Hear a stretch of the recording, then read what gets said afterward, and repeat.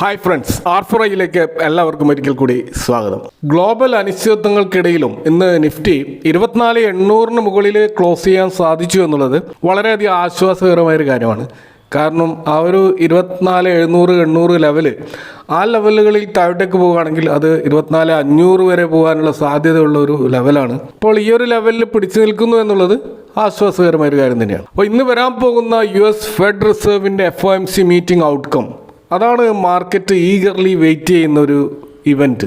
അപ്പോൾ ഇതിനു മുമ്പ് USന്റെ FOMC മീറ്റിംഗ് നടന്നപ്പോൾ ഈ വർഷം 2 റേറ്റ് കട്ട് ഉണ്ടാവുമെന്ന് ഫോർകാസ്റ്റ് ചെയ്തിരുന്നു. 2024 ഡിസംബറിൽ തുടരുന്ന 4.25% മുതൽ 4.5% വരെയുള്ള ആ ഒരു റേറ്റ് അത് മെയിൻറ്റെയിൻ ചെയ്തുകൊണ്ട് ഒരു വെയിറ്റ് ആൻഡ് വാച്ച് മോഡിൽ ഇനിയും തുടരാനാണ് സാധ്യത എന്നാണ് പൊതുവെ 99% എക്കണോമിസ്റ്റുകളും ട്രേഡേഴ്സും പ്രവചിക്കുന്നത്. അതുകൊണ്ട് തന്നെ ഇന്ന് കാര്യമായൊരു റേറ്റ് കട്ട് അനൗൺസ്മെന്റ് വരുമെന്നൊന്നും വലിയ തോതിൽ ആരും പ്രതീക്ഷിക്കുന്നില്ല.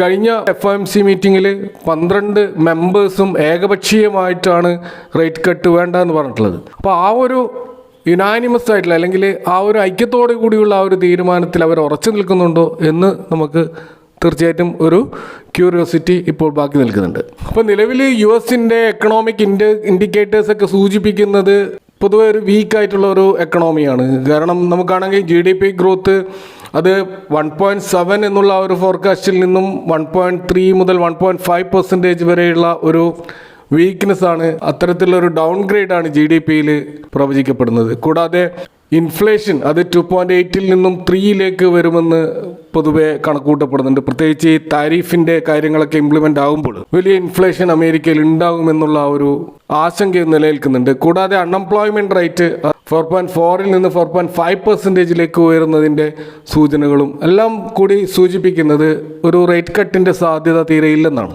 എന്നാൽ ഇവിടെ പലപ്പോഴും ഡാറ്റകൾ അല്ലെങ്കിൽ എക്കണോമിക് ഇൻഡിക്കേറ്റേഴ്സ് ചില സമയങ്ങളിൽ ഒരു പൊളിറ്റിക്കൽ ഡിസിഷൻ വരികയാണെങ്കിൽ പൊളിറ്റീഷ്യന്മാർ ഡിസിഷൻ എടുക്കുമ്പോൾ അവർ ഇത്തരത്തിലുള്ള ഡാറ്റകൾ പരിഗണിക്കില്ല. പ്രത്യേകിച്ച് ട്രംപ് പവലും ഈ ഒരു വിഷയത്തിൽ ഇതിനു മുമ്പ് തന്നെ ഓൾറെഡി ഒരു കോൺഫ്ലിക്റ്റ് നടന്നുകൊണ്ടിരിക്കുകയാണ്. അപ്പോൾ ഈ ഒരു റേറ്റ് കട്ട് നടന്നിട്ടില്ലെങ്കിൽ പിന്നീട് വരാൻ പോകുന്ന മീറ്റിങ്ങുകൾ ജൂലൈ, സെപ്റ്റംബർ, ഒക്ടോബർ, ഡിസംബർ മാസങ്ങളിലാണ്. അതിൽ സെപ്റ്റംബർ, ഒക്ടോബർ മാസങ്ങളിലാണ് അടുത്തൊരു സാധ്യത പൊതുവെ പ്രവചിക്കപ്പെടുന്നത്. ഇനി നമ്മൾ ഇപ്പോൾ നിലവിൽ വേൾഡ് വൈഡ് മാർക്കറ്റിൽ നടന്നുകൊണ്ടിരിക്കുന്ന കീറാമുട്ടിയായിട്ടുള്ള ഒരു പ്രശ്നം ഇറാൻ ഇസ്രായേൽ സംഘർഷമാണ്. അതിപ്പോൾ 6ാം ദിവസത്തിലേക്ക് നീങ്ങുകയാണ്. അപ്പോൾ ഈ ഒരു 6ാം ദിവസത്തിലേക്ക് നീങ്ങുമ്പോൾ ഇറാന്റെ പരമോന്നത നേതാവായിട്ടുള്ള ആയത്തുള്ള അലി ഖുമൈനി അദ്ദേഹം യുദ്ധം ആരംഭിക്കുന്നു എന്നാണ് അദ്ദേഹത്തിന്റെ സോഷ്യൽ മീഡിയ പോസ്റ്റിൽ കുറിച്ചിരിക്കുന്നത്. അപ്പോൾ US പ്രസിഡന്റ് ഡൊണാൾഡ് ട്രംപ് ഇന്നലെ നൽകിയ മുന്നറിയിപ്പിന് പിന്നാലെ ഒരു നയം വ്യക്തമാക്കിക്കൊണ്ടാണ് ഇവരെ യുദ്ധം ആരംഭിച്ചു എന്നുള്ള ഒരു സ്റ്റേറ്റ്മെന്റുമായി വന്നിട്ടുള്ളത്. ട്രംപ് പറഞ്ഞത് ഖുമൈനി എവിടെയാണുള്ളതെന്ന് USന് അറിയാമെന്നും അദ്ദേഹത്തിനെ വധിക്കുക എന്നുള്ളത് വളരെ എളുപ്പമായിട്ടുള്ള ഒരു കാര്യമാണെന്നുമാണ്. എന്നാൽ അത്തരത്തിലുള്ള ഒരു നീക്കം US ഉദ്ദേശിക്കുന്നില്ലെന്നും കഴിഞ്ഞ ദിവസം അദ്ദേഹം പറഞ്ഞിരുന്നു. അതുകൊണ്ട് തന്നെ ഇറാൻ നിരുപാധികം കീഴടങ്ങുക മാത്രമേ രക്ഷയുള്ളൂ എന്ന് ട്രംപ് ആവശ്യപ്പെട്ടിരുന്നു. എന്നാൽ ഇത്തരത്തിലുള്ള വാക്പോരിൽ നമ്മളും പിറവിലില്ലെന്ന് തെളിയിച്ചുകൊണ്ട് ഇറാനും ശക്തമായിട്ട് അവരുടെ വാക്പോര് തുടരുകയാണ്. അപ്പോൾ കീഴടങ്ങാനുള്ള യാതൊരു തീരുമാനം ഇറാൻ്റെ ഭാഗത്തു നിന്നില്ലെന്നും പൊരുതാനാണ് തീരുമാനം എന്നുമാണ് അവരും പറയുന്നത്. അപ്പോൾ തീർച്ചയായിട്ടും ഈ ഇത്തരത്തിലുള്ള ടെൻഷൻ എസ്കലേറ്റ് ചെയ്യുന്നത് മാർക്കറ്റിൽ വീണ്ടും ആശങ്ക സൃഷ്ടിച്ചിട്ടുണ്ട്. ഇപ്പോൾ ഇന്ന് തന്നെ WTI ക്രൂഡ് 75 മുകളിൽ പോയതായിട്ട് കാണാം. അതേപോലെ ബ്രണ്ട് ക്രൂഡ് 76 മുകളിലുമാണ് ട്രേഡ് ചെയ്യുന്നത്. എങ്കിലും ആശങ്ക ഉയർത്തുന്ന രീതിയിലുള്ള ക്രൂഡ് ഓയിലിലെ ഒരു റാലി നമുക്ക് കാണാൻ കഴിയുന്നില്ല. അതുപോലെ തന്നെ US ഫ്യൂച്ചേഴ്സ് ഒക്കെ നമ്മളിപ്പോൾ നോക്കുകയാണെങ്കിൽ അത് ഫ്ലാറ്റ് പോസിറ്റീവ് എന്ന നിലയിലാണ് ട്രേഡ് ചെയ്യുന്നത്. നിഫ്റ്റിയും ഇതേപോലെ തന്നെ ഒരു ഫ്ലാറ്റ് പോസിറ്റീവിലാണ് ട്രേഡ് ചെയ്യുന്നത്. ഇന്ന് മാർക്കറ്റിൽ നമുക്ക് സ്റ്റോക്ക് സ്പെസിഫിക് ആയിട്ടുള്ള ചില കാര്യങ്ങൾ നമ്മൾ നോക്കുകയാണെങ്കിൽ ജിയോ ഫിനാൻഷ്യൽസിൻ്റെ ബ്ലാക്ക് റോക്കുമായിട്ടുള്ള ആ ഒരു അലയൻസ് അവർ ഒരു മ്യൂച്വൽ ഫണ്ട് പ്ലാറ്റ്ഫോം ലോഞ്ച് ചെയ്യാൻ പോവുകയാണ്. അതിൻ്റെ പേര് അലാവുദ്ദീൻ എന്നാണ്. അപ്പോൾ അലാവുദ്ദീൻ എന്ന് പറയുന്നത് അലാവുദ്ദീൻ അത്ഭുത വിളക്കും എന്നുള്ള 1001 രാവുകളിലെ ആ കഥകളിലുള്ള ആ ഒരു അലാവുദ്ദീനാണ്. പക്ഷെ നമ്മൾ ഇംഗ്ലീഷ് പ്രൊണൗൺസ് ചെയ്യുമ്പോൾ അലാദീൻ എന്നാണ് നമുക്ക് കാണാൻ കഴിയുക. നമുക്കറിയാം ബ്ലാക്ക് റോക്ക് എന്ന് പറയുന്നത് വേൾഡിലെ തന്നെ ലാർജസ്റ്റ് അസറ്റ് മാനേജറാണ്. 11.6 ട്രില്യൺ US$ ഇവരുടെ അസറ്റ് അണ്ടർ മാനേജ്മെൻറ്റ്.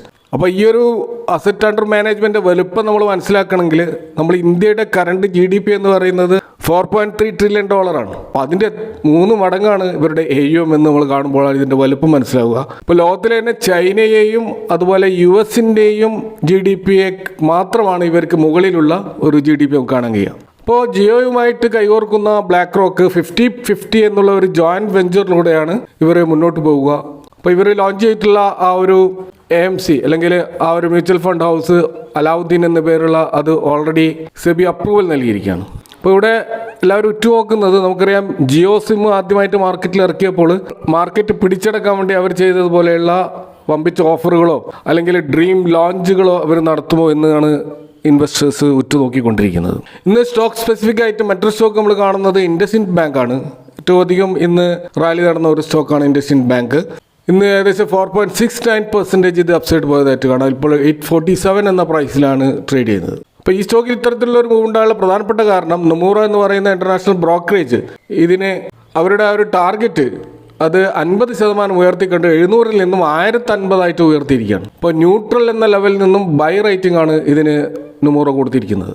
അപ്പോൾ ഇന്ന് ട്യൂസ്ഡേൻ്റെ ഒരു ക്ലോസിംഗ് പ്രൈസുമായിട്ട് കമ്പയർ ചെയ്യുമ്പോൾ 30% അപ്സൈഡ് ആയിട്ടാണ് ഇവരുടെ ടാർഗറ്റ് നമുക്ക് കാണാൻ കഴിയുക. അപ്പോൾ കഴിഞ്ഞ കുറച്ച് മാസങ്ങളായിട്ട് മാനേജ്മെൻറ്റ് ഗവേണൻസ് ഫൈലിങ്ങിൻ്റെ കാരണവും അതേപോലെ തന്നെ അക്കൗണ്ടിൽ വന്ന ലാപ്സസ് കാരണവും വലിയൊരു പ്രതിസന്ധിയിലൂടെ നീങ്ങുകയായിരുന്ന ഇൻഡസ്ഇൻഡ് ബാങ്ക് ഇപ്പോൾ നേരിയ തോതിൽ ജീവൻ വെച്ച് തുടങ്ങിയതായിട്ട് നമുക്ക് കാണാൻ കഴിയും. ഇതിൻ്റെ ഹൈ ആയിട്ടുള്ള 1550 എന്ന പ്രൈസിൽ നിന്നാണ് 605 എന്ന ലെവലിലേക്ക് ഈ സ്റ്റോക്ക് ക്രാഷ് ആയത്. ഏകദേശം ഇപ്പോഴും 45% അതിൻ്റെ ഹൈയിൽ നിന്ന് ഡൗൺ ആയിട്ടാണ് ഈ സ്റ്റോക്ക് ഉള്ളത്. അപ്പോൾ നൊമൂറ പറയുന്നത് ഇപ്പോൾ ഈ ബാങ്ക് അവരുടെ ബുക്കുകളൊക്കെ ക്ലീൻ ചെയ്തിരിക്കുകയാണ്. അതായത് അവരിപ്പോൾ നേരിട്ടുകൊണ്ടിരിക്കുന്ന ഇലീഗൽ ആക്ഷൻസും അതുപോലെ സെബിയുടെ അന്വേഷണമൊക്കെ അവർ തരണം ചെയ്തുകൊണ്ട് അവരുടെ പ്രതിസന്ധികൾ അതിജീവിച്ചു എന്നാണ് നൊമൂറ പറയുന്നത്. അപ്പോൾ അതിൻ്റെ അടിസ്ഥാനത്തിലുള്ള ഒരു മൂവാണ് ഇന്ന് നമുക്ക് ഈ സ്റ്റോക്കിൽ കാണാൻ കഴിയുന്നത്. മറ്റൊരു സ്റ്റോക്ക് സ്പെസിഫിക് ആക്ഷൻ നമ്മൾ കാണുന്നത് ഹിന്ദുസ്ഥാൻ സിങ്കിലാണ്. ഇന്ന് ഏറ്റവും അധികം ക്രാഷ് ആയിട്ടുള്ള ഒരു സ്റ്റോക്ക് ഹിന്ദുസ്ഥാൻ സിങ്കാണ്. അപ്പോൾ അതിൻ്റെ ഒരു കാരണമായിട്ട് നമ്മൾ കാണുന്നത് അവരുടെ പ്രൊമോട്ടർമാരായിട്ടുള്ള വേദാന്ത അവർ ഈ സ്റ്റോക്കിൽ ഒരു ബ്ലോക്ക് ഡീൽ നടത്തി എന്നുള്ളതാണ്. അപ്പോൾ മീഡിയ റിപ്പോർട്ടുകൾ അനുസരിച്ച് അത് 7500 കോടിയാണെങ്കിലും നിലവിലുള്ള എക്സ്ചേഞ്ചിൽ ഫയൽ ചെയ്ത റിപ്പോർട്ടുകൾ അനുസരിച്ചിട്ട് നമുക്ക് കാണാൻ കഴിയുന്നത് 3028 കോടിയുടെ ഒരു ബ്ലോക്ക് ഡീൽ നടന്നു എന്നാണ്. അത് ഏകദേശം 1.6% അവരുടെ സ്റ്റേക്ക് അവർ വിറ്റിരിക്കുകയാണ്. അപ്പോൾ മീഡിയ റിപ്പോർട്ടുകൾ പ്രകാരം പെർ ഷെയറിന് 460.5 എന്നുള്ള ഒരു പ്രൈസിലാണ് ഈ ഡീല് നടന്നിട്ടുള്ളത് എന്നാണ് സൂചിപ്പിക്കുന്നത്. അപ്പോൾ വേദാന്ത നമുക്കറിയാം അവരൊരു ഡീമേർജറിൻ്റെ വക്കിൽ നിൽക്കുകയാണ്. അവരുടെ കമ്പനികൾ 5ആയിട്ട് സ്പ്ലിറ്റ് ചെയ്യാൻ പോവുകയാണ്. അതിൻ്റെ അടിസ്ഥാനത്തിൽ ബാലൻസ് ഷീറ്റ് സ്ട്രെങ്തൻ ചെയ്യാൻ വേണ്ടിയിട്ടാണ് ഈ കാര്യങ്ങൾ ചെയ്യുന്നതെന്നാണ് അവരുടെ അവകാശവാദം. ഈ അടുത്ത കാലത്ത് തന്നെ അവർ ഈ ഹിന്ദുസ്ഥാൻ സിങ്കിൽ പ്രഖ്യാപിച്ചിട്ടുള്ള ഡിവിഡൻഡ് അതിലൂടെ 2679 കോടിയോളം അവർ ഓൾറെഡി വേദാന്ത നേടുകയുണ്ടായി. അപ്പോൾ ഇത്തരത്തിൽ നമുക്കറിയാം വേദാന്ത എന്ന് പറയുന്ന ഈ കമ്പനി വലിയ തോതിലുള്ള സ്ട്രക്ചറൽ ചേഞ്ചിന് വിധേയമായിക്കൊണ്ടിരിക്കുന്ന ഒരു കമ്പനിയാണ്. പക്ഷേ ഇവിടെ ഹിന്ദുസ്ഥാൻ സിങ്കിൽ ഇങ്ങനെ ഒരു ബ്ലോക്ക് ഡീൽ നടന്നത് കാരണം ഇന്ന് നമുക്ക് കാണാൻ കഴിയുന്നത് ഈ സ്റ്റോക്ക് 452 എന്ന ലെവലിലേക്ക് താഴ്ത്തു വന്നതായിട്ടാണ് കാണുന്നത്. അപ്പോൾ 460 എന്ന പ്രൈസിലാണ് ബ്ലോക്ക് ഡീൽ നടന്നത്. സ്വാഭാവികമായിട്ടും അതിൽ താഴെയായിട്ടാണ് നമുക്ക് സ്റ്റോക്ക് ക്രാഷ് ആയതായിട്ട് കാണുന്നത്. 6.9% ആണ് ഇന്ന് ഡൗൺ ആയിട്ടുള്ളത്. അപ്പോൾ ഇന്നത്തെ FII DII ഡാറ്റ നമ്മൾ നോക്കിക്കഴിഞ്ഞാൽ അവിടെ FIIs ഇന്നും ഒരു ബൈങ് നടത്തിയതായിട്ട് കാണാം. 890 crores ഒരു നെറ്റ് ബയേഴ്സ് ആയിട്ടാണ് അവർ കാണുന്നത്. DIIs 1091 കോടിയുടെ ഒരു ബൈങ് നടത്തിയിട്ടുണ്ട്. ഇപ്പോൾ കഴിഞ്ഞ 2 ട്രേഡിംഗ് സെഷനിലായിട്ട് ഇപ്പോൾ FIIs വീണ്ടും ഒരു ബൈങ് മോഡിലേക്ക് വന്നതായിട്ട് കാണാം. ഇത് തീർച്ചയായിട്ടും ഒരു ട്രെൻഡ് റിവേഴ്സലിൻ്റെ ഒരു സൂചനയാണ് എന്ന് നമ്മൾ മനസ്സിലാക്കേണ്ടി വരും. കാരണം ഇൻസ്റ്റിറ്റ്യൂഷണൽ ഇൻവെസ്റ്റേഴ്സ് നമ്മുടെ മാർക്കറ്റിൽ വളരെയധികം ബുള്ളിഷായിട്ട് ഇപ്പോഴും നിൽക്കുന്നുണ്ട് എന്നാണ് ഇത് സൂചിപ്പിക്കുന്നത്. അപ്പോൾ ഇതൊക്കെയാണ് ഇന്നത്തെ മാർക്കറ്റുമായിട്ട് ബന്ധപ്പെട്ട് പങ്കുവെക്കാനുള്ളത്. ഈ വിഷയവുമായി ബന്ധപ്പെട്ട നിങ്ങളുടെ അഭിപ്രായങ്ങളും കമൻറ്റുകളും അറിയിക്കാം. Thanks for watching. See you next time with another video.